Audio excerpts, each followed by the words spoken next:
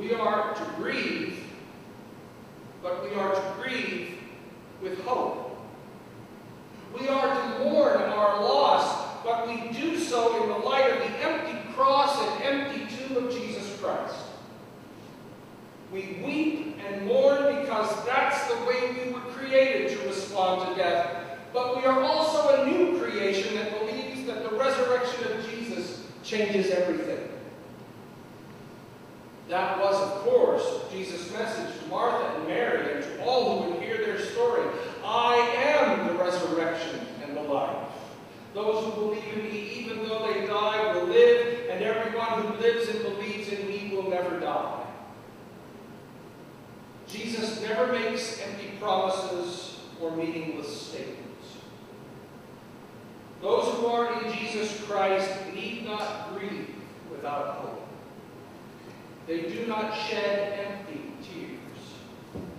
There will come a time when every heart broken by death is healed and every tear shed in grief will be dried, never to be shed again. And we'll have a little more to say about that in 2 weeks. But there's the first thing we need to remember. Christians grieve, and we grieve with hope. Second, when death comes calling, don't think about trying to go it alone. Sometimes when facing painful times, our inclination is toward isolation. That ultimately doesn't help. God created us to be in relationships and partnerships. We need others, and especially when we are facing the dry seasons of life. Martha and Mary surrounded themselves with people who were present and sharing their journey through the valley of the shadow. If they were anything like we are, and they probably were, they showed up with casseroles and platters of cookies, and Mary and Martha put on what I like to call the funeral 15. There were people at their house, sharing remembrances and that strange but wonderful laughter that comes only through tears.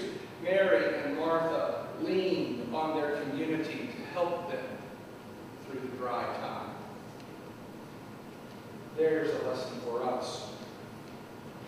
In our time, when individualism has reached nearly pathological levels, it is good to be reminded that we were created for community. And perhaps there is no time when community is needed more than at the time of the death of a loved one. Sister John Chinister, in her book Wisdom Distilled from the Daily, writes, everything in life, contrary to Madison Avenue's guarantees, can't be cured or resolved or eliminated. Some things must simply be endured. Some things must simply be borne.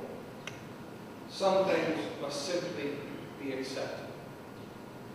Community and relationships enable us to do that. Community and relationships are meant to hold us up on the days we are very, very down.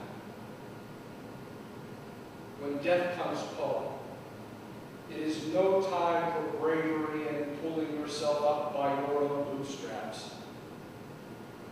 When death intrudes, it is a time to lean on those who hold you in their hearts and count on their presence to be for you the presence of God.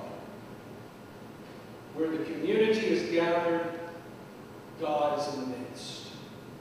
That is God's promise to us. When death comes calling, don't try to go it alone. Finally, when death comes calling, there is no better time to remember that greatest word of the Bible. Do you remember what it is? I've been telling you for several weeks now. The greatest word in the Bible is Emmanuel, God with us. That word is the source of our hope and our life. God is with us. Nothing can separate us from God's love. Neither death nor life, Paul wrote to the Romans. Nothing, nothing, nothing can can separate us from God's love. Our brief statement of faith proclaims it with such grand simplicity that it is impossible to miss.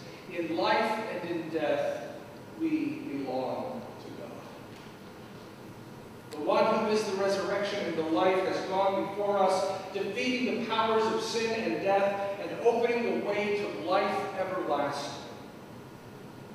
The story of the Easter that is to come is not just a story consigned to the pages of history, but a story that reverberates throughout all time, still changing our world and our lives today. Death is not the final word. Emptiness is not the final word. Grief and tears are not the final words. Life, abundant and everlasting, that is the final word. And that is the good news, the best news of our faith. That is the word that changes our mourning into dancing.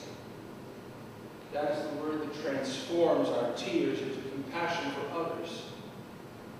That is the word that makes all the difference. When death comes calling, remember the greatest word of all. Emmanuel. God is with us. And because God